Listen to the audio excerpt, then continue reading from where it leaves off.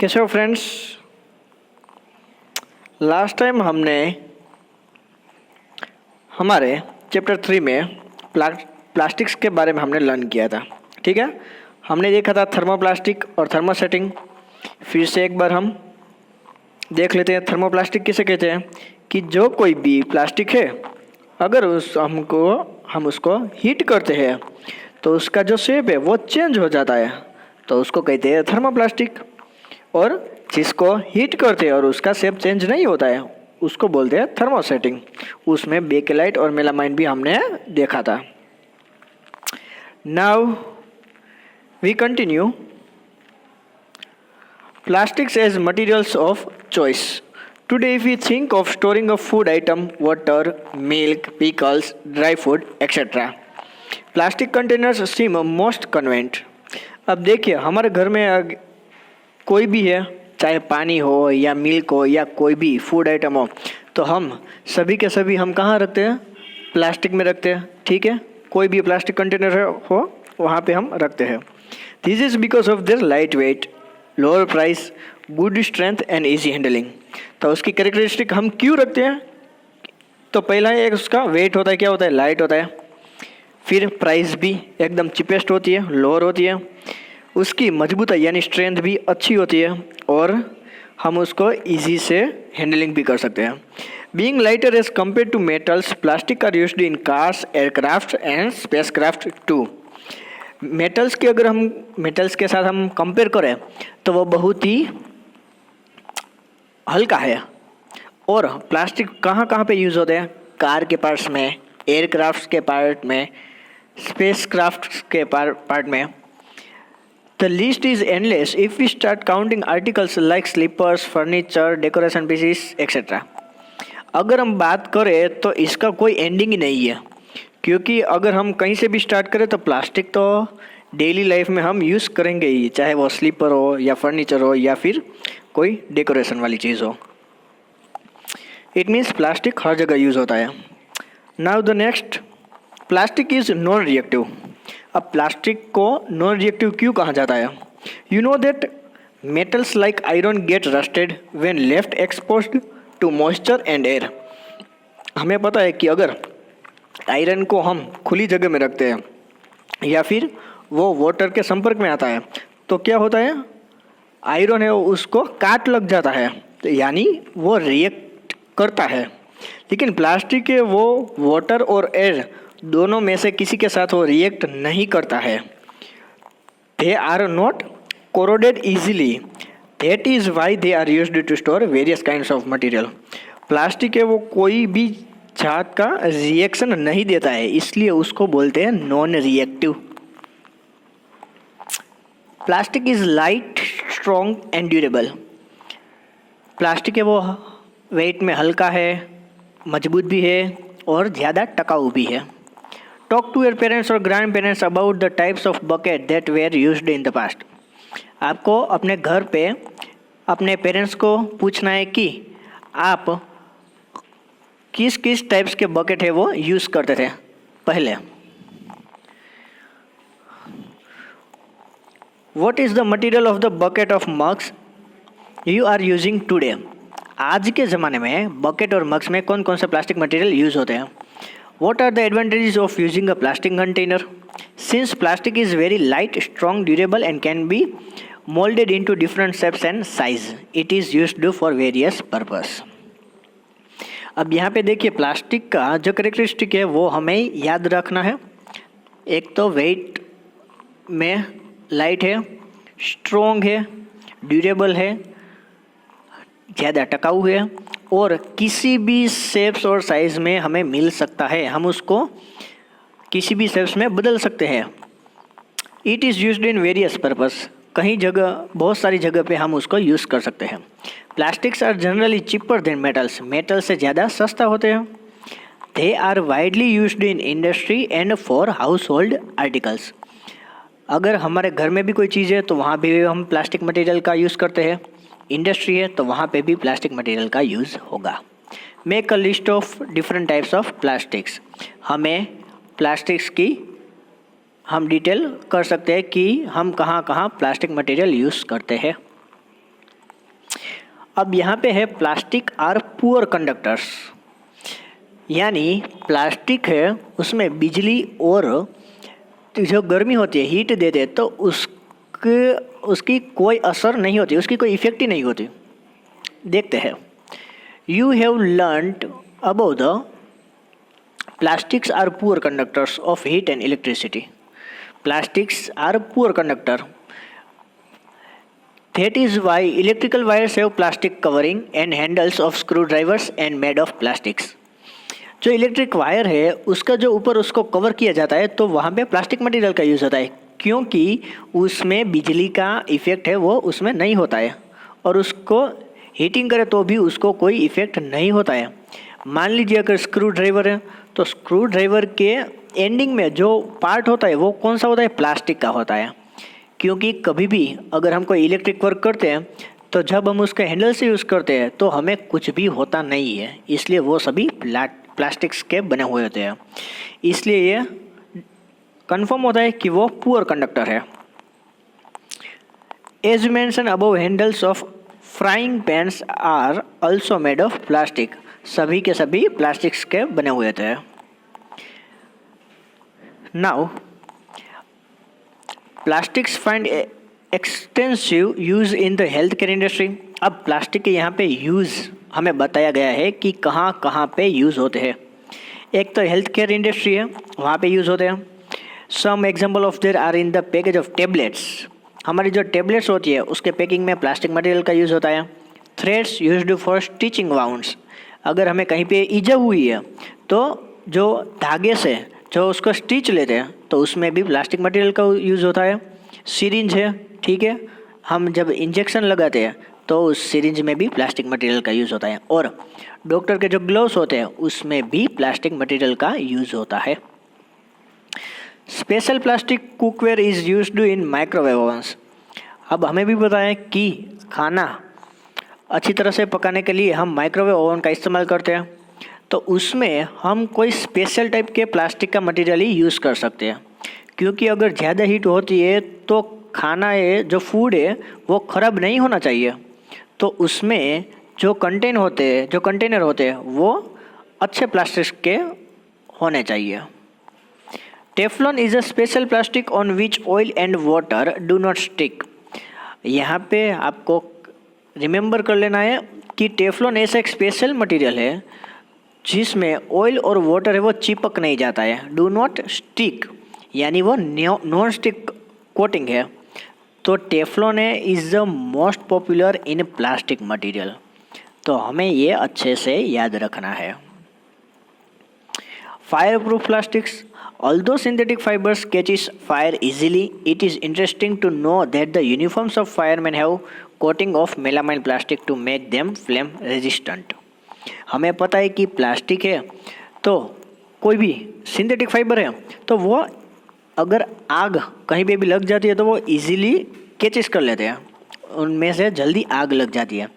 लेकिन जो फायरमैन है उनके जो यूनिफॉर्म है वो प्लास्टिक के होते हैं, और उनमें जो प्लास्टिक मटेरियल यूज़ होता है वो है मेलामाइन का, इसलिए आग से कुछ भी नुकसान नहीं होता है।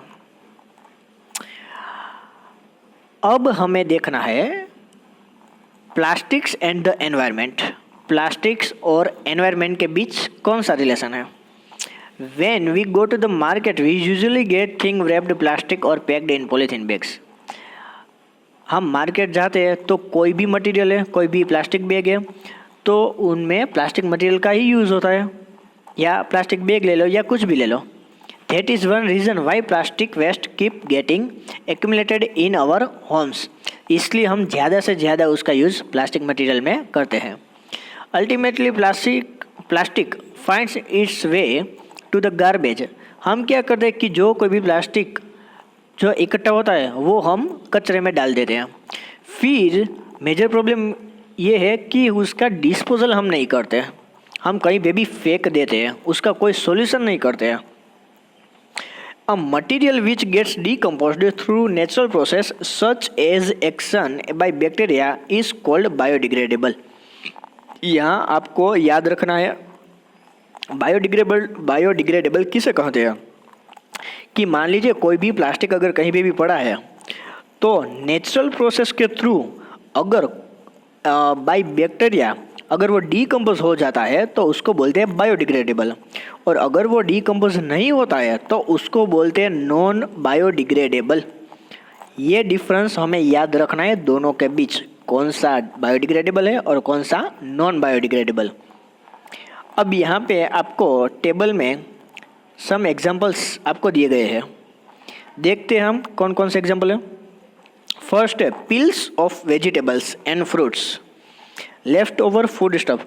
अब कोई भी वेजिटेबल्स के पील्स होती है, उसकी छाल होती है, फ्रूट्स होते हैं, तो वो हम कहीं भी फेंक देते हैं और उसका जो डीकम्पोज है वो 1 या 2 वीक में हो जाता है, तो उस मटेरियल को हम बोलेंगे बायोडिग्रेडेबल। फिर है पेपर, तो पेपर है उसको जो डीकम्पोज है वो 10 to 30 डेज में हो जाता है, ठीक है, तो उसको भी हम बोलेंगे बायोडिग्रेडेबल। हमें ये टाइम पीरियड याद रखना है कि कितने डेज में वो डीकम्पोज हो जाता है। कॉटन क्लॉथ है तो उसका टाइम पीरियड है 2 to 5 मंथ्स, ठीक है, इसलिए वो बायोडिग्रेडेबल। वुड है हमें पता है लेकिन वो सड़ जाता है, लेकिन कभी तो डीकम्पोज होगा, इसलिए उसका जो क्राइटेरिया है, टाइम पीरियड है, वो है 10 to 15 ईयर्स, लेकिन होता ज़रूर है डीकम्पोज, इसलिए उसको बोलते हैं बायोडिग्रेडेबल। वूलन क्लॉथ्स, ठीक है, उसमें भी 1 साल लगेगा, लेकिन वो उसको डीकम्पोज हो जाएंगे बैक्टीरिया के थ्रू या किसी के भी through, so it is biodegradable. अब है tin, aluminium and metal cans. अब टीन एल्यूमिनियम है, उनको डीकम्पोज होने में 100 या 500 साल लग सकते हैं, क्योंकि वो जो है मेटल को कुछ नहीं हो सकता, इसलिए वो नॉन बायोडिग्रेडेबल में इंक्लूड है। और एक है प्लास्टिक बैग। अब वो तो मुझे आपको कहने की ज़रूरत नहीं है कि प्लास्टिक बैग्स को कई सारे साल लगते हैं, इसलिए वो भी नॉन डिग्रेडेबल है, क्योंकि उसमें नेचुरल प्रोसेस है, वो इफ़ेक्ट नहीं करती है। Now since plastic takes several years to decompose, it is non-environment friendly. It causes environmental pollution. Besides, the burning process in the synthetic material is quite slow and it does get completely burnt easily. अब plastic material है, उसको decompose होने में कई सारे साल लगते हैं, ठीक है, इसलिए वो हमारे फ्रेंडली नहीं हो सकते, एनवायरमेंटल फ्रेंडली नहीं है, क्योंकि उसकी वजह से पोल्यूशन होता है। अब पोल्यूशन कैसे? मान लीजिए अगर कोई भी प्लास्टिक हो, हम उसको हीट करते हैं, तो हम उसको जब गर्मी देते हैं तो वो बर्न होता है, और उसकी वजह से जो गैस होता है वो पूरे एटमॉस्फेयर में फैल जाता है, तो पोल्यूशन बढ़ जाता है, इसलिए हम उसको नॉट एनवायरनमेंट फ्रेंडली कहा जाता है। अब उसकी जगह अगर हम सिंथेटिक मटेरियल को अगर हम हीट करें और उसको डीकम्पोज करने की ट्राई करें तो वो काफ़ी स्लो होगा। It does not get completely burn easily, और वो पूरी तरह से बर्न भी नहीं होगा। In the process it release lots of poisonous fumes into the atmosphere. मैंने आपको कहा वैसा ही कि जो जहरीले जो फ्यूम्स होते हैं वो एटमॉस्फेयर में फैल जाती है, और उसकी वजह से होता है एयर पोल्यूशन।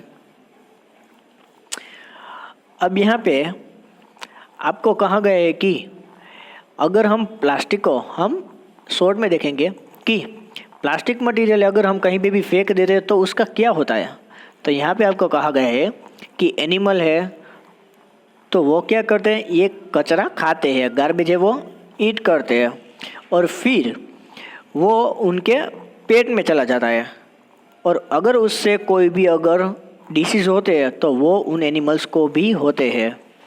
तो हमें क्या करना चाहिए कि जो पॉली बैग्स होती है, पॉलीथीन वाली बैग्स, या कोई भी प्लास्टिक है, या हाँ वेफर्स है, चिप्स है, बिस्किट है, उसके जो रेपर्स होते हैं वो सभी हमें एक और साइड डस्टबिन में अच्छे से डालना चाहिए, कहीं पे भी नहीं डालना चाहिए। कोई पिकनिक प्लेस है, हम कहीं पे भी जाते हैं तो हमें ध्यान रखना चाहिए और हमें एटमॉस्फेयर को क्लीन करना चाहिए। Avoid the use of plastics as far as possible. हमें जितना हो सके उतना प्लास्टिक को अवॉइड करना चाहिए यूज़ करने के लिए। Make use of bags made of cotton और when you go for shopping. अगर हम शॉपिंग में भी जाते हैं तो हमें घर से कॉटन की बैग है वो लेनी चाहिए, प्लास्टिक का इस्तेमाल नहीं करना चाहिए। The biodegradable and non biodegradable waste should be collected separately and disposed of separately. हमें बायोडिग्रेडेबल और नॉन बायोडिग्रेडेबल जो वेस्ट है उसको सेपरेट कर देना है और फिर उसको हमें डिस्पोज कर देना चाहिए। हम ये आप घर पे कर सकते हैं। Can you suggest some other ways in which you can contribute towards reducing the use of plastic materials? क्या आप कुछ भी सजेस्ट कर सकते हैं कि हम प्लास्टिक मटेरियल को कैसे कम करें, कैसे रिड्यूस करें? तो यहाँ पे हमें 5R प्रिंसिपल दी गए हैं कि पहला क्या है, रिड्यूस है। तो रिड्यूस हम क्या करते हैं कि अगर हम ज़्यादा प्लास्टिक का इस्तेमाल करते हैं तो हमें वो कम करना चाहिए, इसलिए उसको बोलते हैं रिड्यूस। फिर दूसरा है रीयूज़। अगर हम बाहर से कोई भी प्लास्टिक की जार में अगर कुछ भी लाते हैं, कोई भी फूड की आइटम है, तो अगर वो जार है वो हमारे दूसरे काम में आ सकती है, तो हमें फिर से उसका यूज़ करना चाहिए, तो उसको बोलते हैं रीयूज़। फिर है रीसाइकल। अगर हम जो प्लास्टिक वेस्ट है वो बहुत सारा अगर इकट्ठा होता है तो हम उसको रीसाइकल कर सकते हैं ताकि वो प्लास्टिक मटेरियल वो दूसरे काम में यूज़ हो सके। एंड द फोर्थ वन है रिकवर। अगर जो भंगार होता है प्लास्टिक्स का, अगर उनमें से हम कोई नई चीज़ बना लेते हैं तो उसको बोलते हैं रिकवर। और लास्ट वन है रिफ्यूज़। हमें हो सके उतना प्लास्टिक्स को इस्तेमाल नहीं करना चाहिए। तो ये सभी के सभी हमारे 5R प्रिंसिपल है, रिड्यूस, रीयूज़, रिसाइकल, रिकवर और रिफ्यूज़। यहाँ पे आपको थोड़ी एक्स्ट्रा सजेशन आपको दी गया है। Do not throw plastic bags in the water bodies और ऑन द रोड। हमें पानी में और रोड पे कहीं पे भी प्लास्टिक बैग्स का थ्रो नहीं करना चाहिए। Take a cotton carry bag और a jute bag while going for shopping. अगर हम शॉपिंग के लिए जाए तो हमें कॉटन का कैरी बैग यूज़ करना चाहिए। Try to minimise the use of plastic materials. हमें यहाँ पे एग्जाम्पल है, use a steel lunch box instead of plastic one. अगर हम प्लास्टिक का इस्तेमाल करते हैं तो प्लास्टिक की जगह हमें स्टील का भी हम यूज़ कर सकते हैं। प्लास्टिक के लंच बॉक्स के जगह हम स्टील का भी यूज़ कर सकते हैं। तो ऐसे कई टाइप के सजेशन हैं, आपको भी डिफरेंट टाइप के सजेशन याद होंगे तो वो आपको आपकी लाइफ में अप्लाई करना है। ठीक है, तो यहाँ पे हमारा चैप्टर 3 है वो कंप्लीट होता है। नेक्स्ट लेक्चर में हम लर्न करेंगे चैप्टर 4। ठीक है, थैंक यू।